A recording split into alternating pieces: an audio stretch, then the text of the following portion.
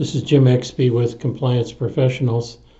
Today I'm going to be talking about OSHA's Hazard Communication Standard. Sometimes they call it the Employee Right to Know Standard, and it's been designed to help protect workers from the hazards of exposures to harmful chemicals. An important section of that standard has requirements for labeling containers which might have hazardous products in them. So here's some of the major requirements of that standard, and they're intended for your safety and me both.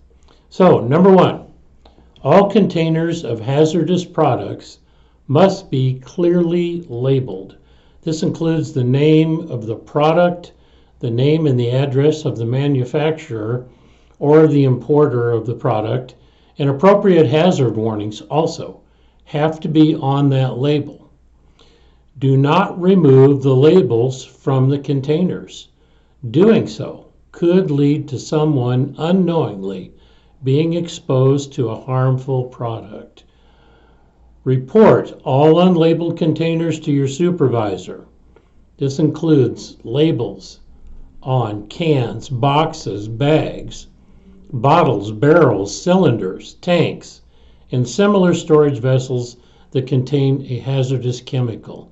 I was in a place not too long ago, guys. They had 10 5-gallon cans of chemical, a product, come in to their company. All 10 of them were labeled, and they were all labeled in cans that looked exactly the same. Now, on 8 of those cans, it was just a very simple product to get along with. Wasn't very harmful at all. It was like latex paint. But the other 2 were very volatile in nature. If they hadn't read the labels on those containers, somebody could have gotten hurt very badly. Don't ever pull the label off of a container, because then nobody's going to know what's inside it. Number 3, make sure that the container labels are legible. If you can't read the label, then the container might as well not be labeled at all. You know, sometimes during shipping they'll get scratched off or torn up. And we actually have some people who come along with magic markers and write on the things. Leave the labels alone, fellas. They're there for a reason, and it's to protect all of you. Do not pour the contents of a labeled container into an unlabeled secondary container, and that's really important. You might put some type of a product in another container and it doesn't have a label on it, and unbeknownst to you, somebody else could use it or even drink it, thinking it's Powerade or something like that, thinking it might be a water that they're drinking. Number 5, take the time to look at the label when you pick up the container. Before you use a product, confirm that you're familiar with the hazards of that particular product, as well as the proper procedures for handling and use.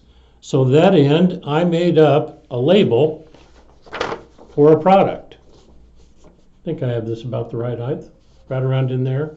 So first of all, right up here, we have what's called a product identifier. Pretty simple. I chose ammonia, okay? That's not too tough to figure out, is it?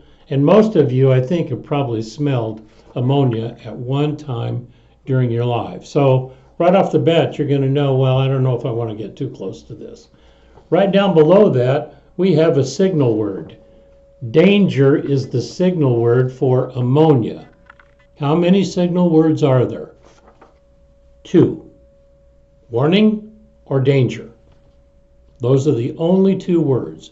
Warning would be like a 5-gallon can of glass cleaner or Windex.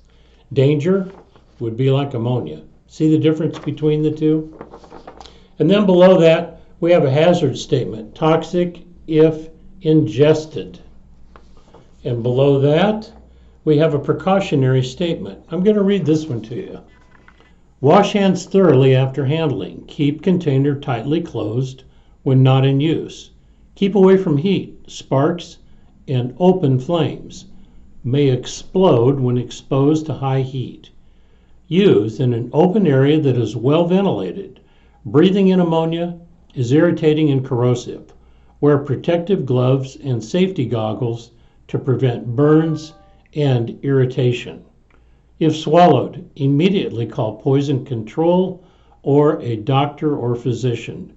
Drink water or milk to dilute ammonia. So if you walk up on a product now, and right off the bat, it tells you what it is, well, you may not be familiar with it. But right below it, it says danger. I think you should probably take a couple steps back before you pop open a lid. And then it says toxic if ingested. And then this big, long precautionary statement here. Fortunately, you'd have down here the name and address of the manufacturer and who made the product that you can call, and you can always rely on an SDS sheet. If you get a new product in, you should always have an SDS sheet. Now, if you don't want to take the time to look at this, they have pictograms right over here. So when you look at this pictogram, right up at the top, a skull and crossbones.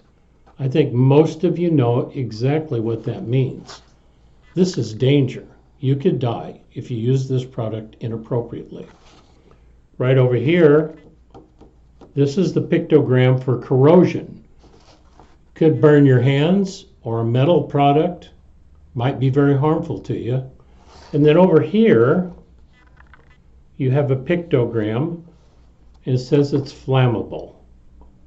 Well, by golly, ammonia, danger, toxic if ingested, it could kill you, corrosive, and it's flammable. I think you better take a look at this and find out how you should probably use this product properly, right? You might have to get some personal protective equipment before you fool around with something like this, okay?